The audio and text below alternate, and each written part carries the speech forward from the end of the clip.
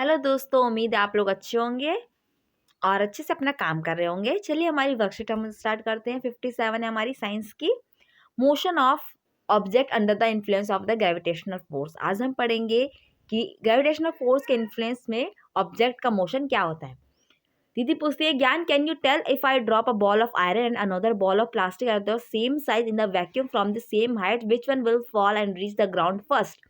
दीदी कहती है, अगर मैं आयरन की बॉल है और एक सिंपल बॉल है सेम साइज की, अगर मैं वैक्यूम में गिराऊंगी तो सबसे पहले कौन सी बॉल नीचे गिरेगी। तो बताता है दीदी, the mass of plastic ball is less than the mass of iron ball due to which plastic ball will reach the ground first.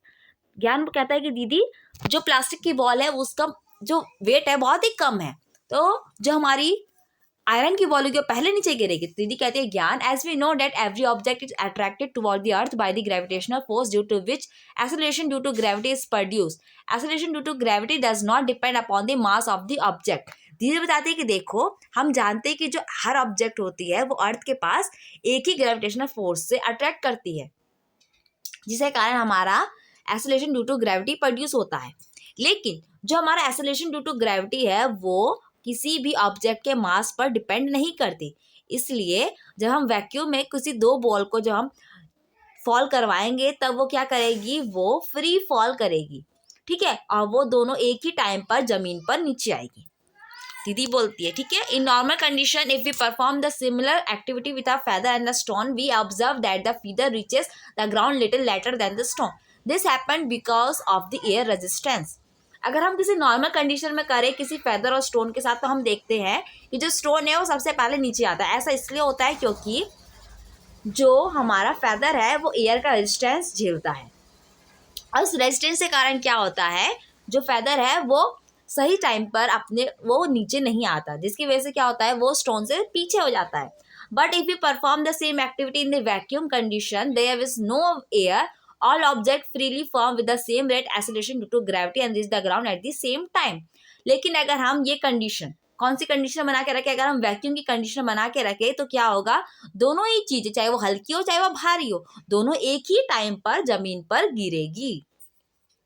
Okay, अब देखिए हमारे पास एक और क्या है, near the surface the distance from the centre of earth can be taken as the almost equal to the radius of earth.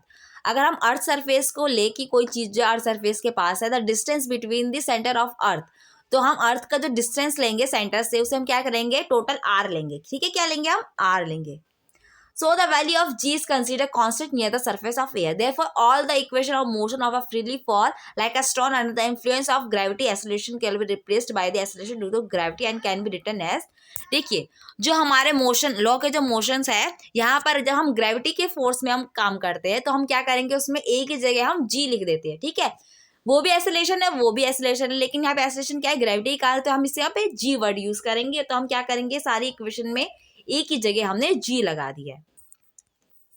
Okay, आगे देखिए, when a stone is thrown upward is acceleration due to gravity g is taken as negative because it is against the direction of gravitational force. When the object fall down it's taken as the positive g because the direction of gravitational force. देखिए कोई हम पत्थर है, जब हम उसे ऊपर की ओर फेंकते हैं तो क्या होता है, ये ग्रेविटेशनल क्या जा रहा है, उल्टा जा रहा है, विपरीत जा रहा है, ठीक है, अपोजिट दिशा में जा रहा है, इसलिए हम क्या लेंगे, जी को नेगेटिव लेंगे। और जब वो नीचे की ओर आता है तो क्या होता है कि वो जी के पास आ रहा है, जिसकी वजह से हम क्या लेंगे, इसे पॉजिटिव लेंगे, ठीक है, यही चीज आपको बताई गई है। चलिए हम इसके क्वेश्चन आंसर करते हैं। पहला क्वेश्चन है, we drop a piece of paper and a thick iron nail from the same height at the same time in vacuum, then which object will reach the ground first? Explain.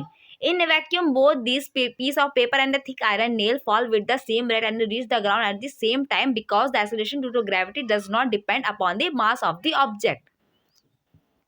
Okay, second question है, why acceleration due to gravity is taken as minus g for any object thrown in upward direction? Acceleration due to gravity g is taken as negative because it is against the direction of gravitational force. Third question है, why does object reach the ground at the different interval of time when they are dropped from same height at the same time in a normal condition? Because the resistance offered by the air which lowered the falling speed of object. Third question है, write the three equation of motion by replacing acceleration a with the acceleration due to gravity in them. क्या करना है आपको, ए को हटा के जी यहाँ पे यूज करना है, तो हमने वही किया। जरा सा क्वेश्चन समझ लेते हैं। पहला क्वेश्चन था क्या, पहला क्वेश्चन कहता है कि हमने पीस, एक पेपर का टुकड़ा और एक आयरन नेल है, कील है, उसे सेम हाइट से हमने गिराया कि कौन सी चीज पहले गिरेगी। तो हमने समझ लिया है कि जो एक्सेलरेशन ड्यू टू ग्रेविटी होता है वो मास के ऊपर डिपेंड नहीं करता, इसलिए क्या होगा, दोनों ही सेम टाइम पर वैक्यूम पे गिरेगी। दूसरा क्वेश्चन है, हम माइनस क्यों लेते हैं जी को जब वो अपवर्ड डायरेक्शन में जाती है। तो मैंने आपको बताया था क्या, क्योंकि वो अगेंस्ट द ग्रेविटेशनल फोर्स होती है, इसलिए हम उसे माइनस जी लेते हैं। तीसरा क्वेश्चन कहता है कि हम किसी नॉर्मल कंडीशन में जब हम किसी दो चीज को नीचे गिराते हैं तो वो सेम टाइम पे क्यों नहीं आती है। तो इसका आंसर आपको पता है ना क्या है, जो कि रेजिस्टेंस, एयर जो है वो रेजिस्टेंस करती है, इसके वजह से किसी चीज की जो स्पीड है वो धीरे हो जाती है और वो सेम टाइम पे नीचे नहीं गिर पाती है। ओके फ्रेंड्स, यहाँ पे हमारा वीडियो कंप्लीट होता है। आई होप आपको वीडियो पसंद आएगा। इसे लाइक कीजिए, कमेंट कीजिए, शेयर कीजिए। आप भी प्यारी प्यारी वीडियोस देखने के लिए मेरे चैनल को सब्सक्राइब कीजिए। Thank you.